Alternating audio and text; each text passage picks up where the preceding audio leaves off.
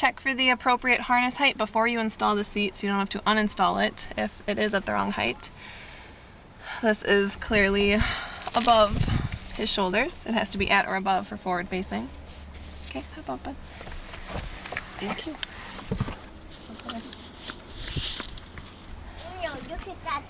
Make sure the top tether is not tucked behind the seat.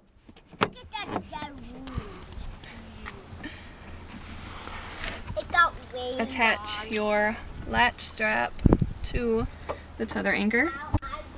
Make sure it is securely attached.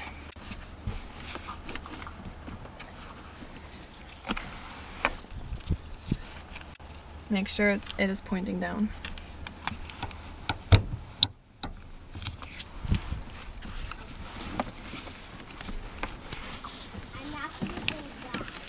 Remove the cover to expose the belt path.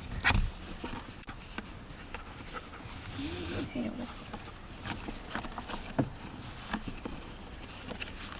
put your weight into the seat and tighten the latch strap.